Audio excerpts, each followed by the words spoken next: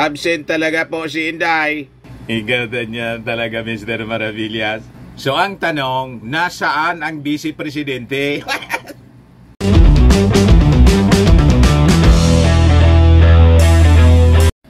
Anya, Mr. Maravillas, ano ang ganap? Ang ganap po, mga kababayan, absent si Inday sa departure ng ating Pangulong Bongbong Marcos papuntang Japan. This is the first time, mga kababayan, na mangyari na wala siya sa pag-send off sa ating Pangulong Bongbong. Ito po, absent. Wala si Inday. At wala ding announcement. Maging yung ating Pangulong Bongbong Marcos kung sino ba ang caretaker sa kanyang pag-alis. Usually, si Inday ang caretaker, siyempre, siya yung Vice Presidente. Pero ngayon po, mga kababayan, walang announcement yung Presidential Communications Office. Tahimik. Kinunta ko yung ating mga kaibigan sa PCO. Walang gustong magsalita. Kakaiba ang mga pangyayari, mga kababayan. Maging sa press release niya. Yan po yung press release 20 minutes ago ng Presidential Communications Office. PBBM departs for Tokyo for ASEAN-Japan Commemorative Summit to highlight importance of regional cooperation, clean energy. Hindi nabanggit si Inday. Walang gustong magsalita. Ikaw talaga niya, Mr. Maravillas. Baka maya-maya may ano. Pero right now, mga kababayan, wala pang pinapalabas na official statement kung sino ba yung caretaker. Kung iniwan ba kay Inday tulad ng dati o si Lucas Bersamin bilang Executive Secretary or walang iniwan yung ating Pangulong Bongbong. Siya pa rin, mga kababayan, pwede naman niyang patakbuhin yung ating gobyerno kahit nasa ibang bansa siya, di ba? Online. Di ba? Uso na yan ngayon. Pero nga po, ang katakataka kasi nakakabinging katahimikan. Wala na sinasabi as of press time.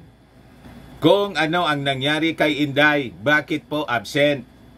Yung iba, may mga haka-aka, baka niya may importanteng meetings. Or may sakit si Inday. Yan ang mga nababasa natin, mga reactions po sa social media.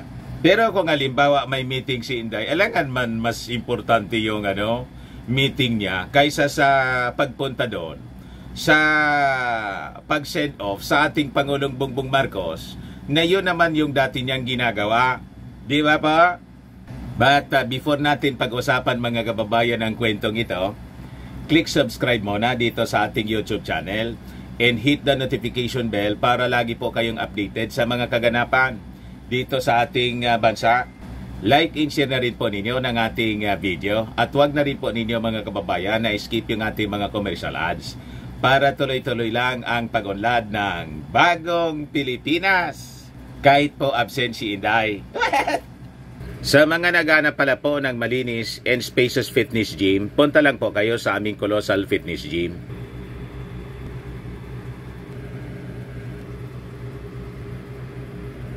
We also offer Grab car rental with our brand new 2023 model ng Toyota Innova. We also accept booking for those who are planning to travel via PAL, Cebu Pacific, and other airline companies, local and international, and bills payment for Meralco bills, PLDT, etc. Ang Colossal Fitness Gym is located at 3rd floor Security Bank Building, Landco Business Park, Legazpi City, Albay. For inquiries, contact Jilon Maravillas. Number niya 0966-802-0949.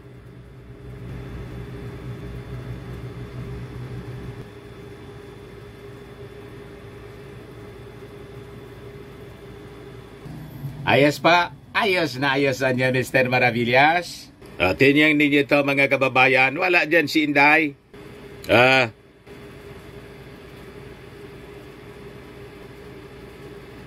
Walang Inday mga kababayan. Ayan po. Yung mga sekretaris nandyan. Si Frasco ng DOT. Si Ben Jokno, siya yung nag-introduce ng finance. Si Gibo Chodoro ng DND. Si Abalos ng DILG. At iba pang mga opisyal. Kahit na yon sa may eroplano na, wala mga kababayan si Inday. Hanggang sa umakyat sa eroplano yung ating Pangulong Bongbong. Absent talaga po si Inday. Igada niya talaga, Mr. Maravillas. So ang tanong, nasaan ang Vice Presidente? Dati, mga kababayan, nasaan ang Pangulo? Ngayon, nasaan si Inday? Talaga niya, Mr. Maravillas, tama yung mga prediction mo. Alam natin, mga kababayan, kung ano yung nangyayari. Ayaw ko lang na kumpirmahin sa inyo. Kasi ayaw kong pangunahan, mga kababayan, yung Palasyo Malacanang. Galing po ako doon sa party-party. Kausap ko yung mga matataas na opisyal. Ayaw ko lang po sa inyo na i-mention kung sino-sino. Pati yung mga malalapit na mga congressmen sa ating Pangulong Bongbong Marcos at kay Speaker Martin Romualdez. Ka-rub elbows natin. So far, may mga inside stories po tayo. Kaya lang, ayaw kong pangunahan po. Dapat sila ang magsabi, di ba? Hindi man po ako yung journalist na masyadong atat na makaisko po. Ako po yung journalist na marunong maghintay kasi ayaw nating makuryente. Di ba?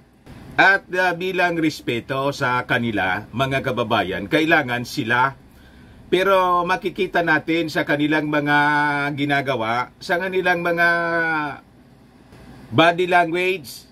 Di niya, Mr. Maravillas, may unit team pa. Ayaw ko po nasabihin sa inyo na wala na. Ayaw ko. I refuse.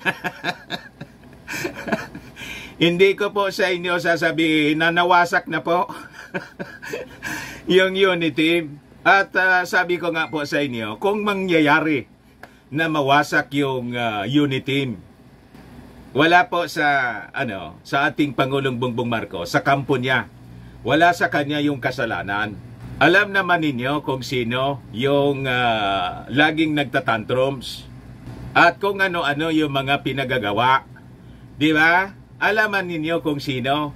So kung mawasak po yung unit team, sila yung may kasalanan. Tama pa mga kababayan? Yung ating Pangulong Bongbong Marcos, nagbiro pa nga kay Speaker Martin Romualdez. Pakinggan natin yung sinabi ng ating Pangulo kay Martin.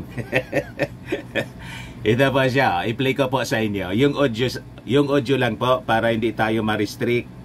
Baka ma-restrict po tayo kahit RTBM ito.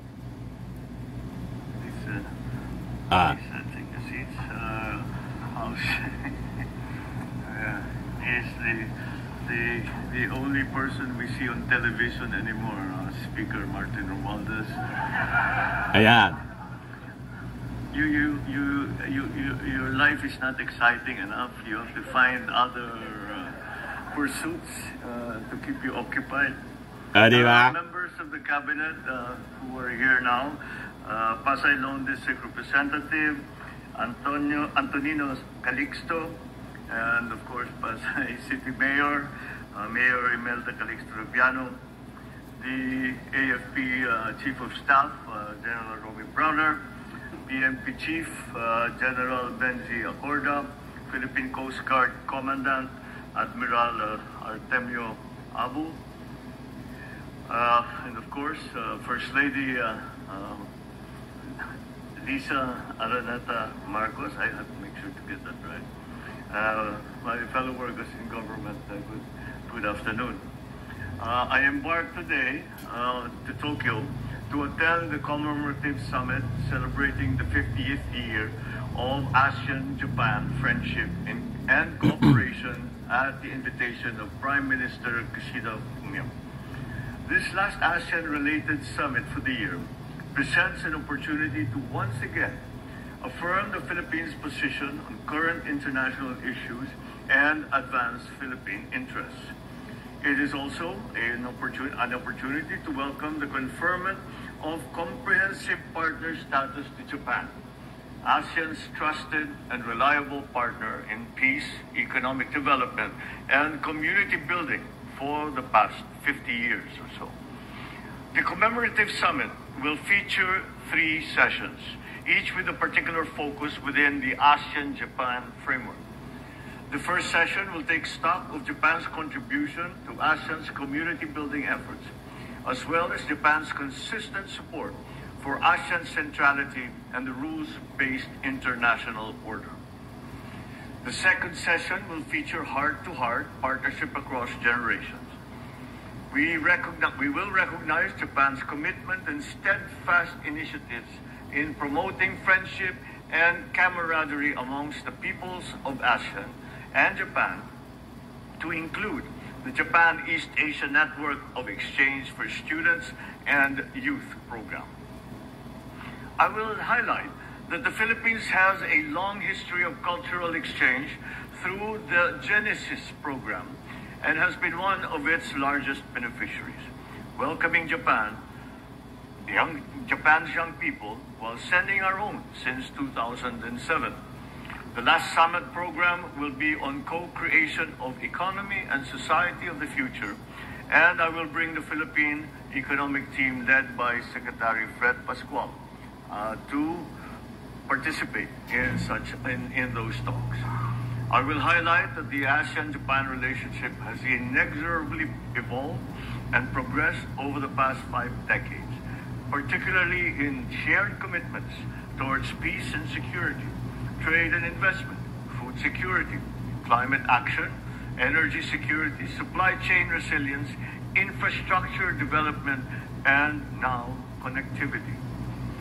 I shall reassure ASEAN member states and Japan that as a permanent country coordinator for ASEAN-Japan economic relations, the Philippines will always continue to shepherd ASEAN initiatives and projects with Japan, not only to co-create a region of economic prosperity, but also an inclusive society that is ready for the future.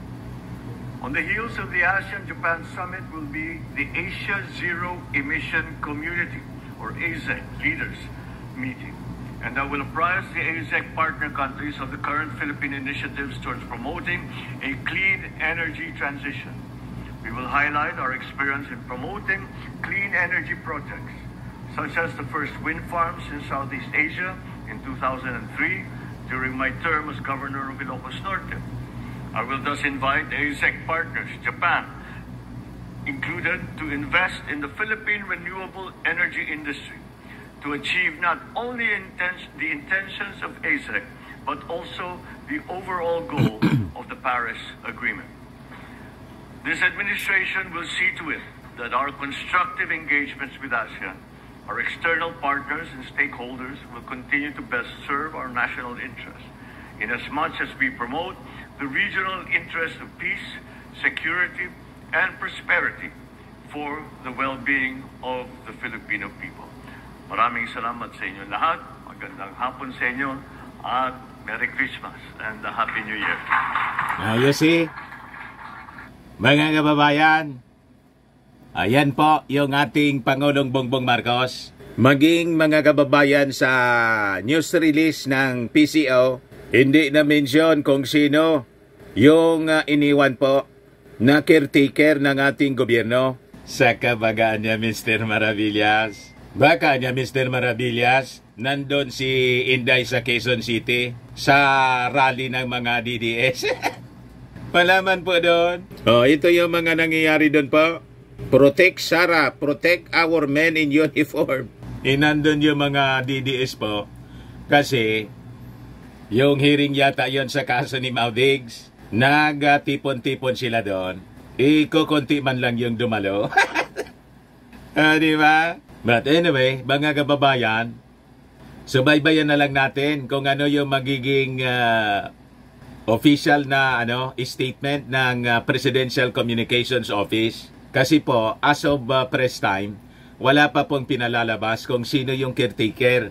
Kung si Inday pa rin or si Executive Secretary Lucas Bersamin or walang iniwan po. Yung ating Pangulo pa rin po, mga kababayan, kahit nasa labas siya ng ating bansa, nasa official visit siya sa Japan. Pero ito mga kababayan ay malinaw na mga pangitain. Tama pa? Yan lang muna po mga kababayan. Baka lang gusto ninyo po itong itry. Firmax, Firming and Lifting Cream. Pinapahid po sa mga pulses in affected area. Mainam po sa paninigas ng mga kaso-kasuan. Ito naman po, Automax Radiant Serum. Sa mukha naman yung application. Anti-aging po siya. You will look 10 years younger than your age. Sa mga cancer patients naman, baka lang gusto ninyo po itong itry. Ningxia Red Mix Fruit Drink.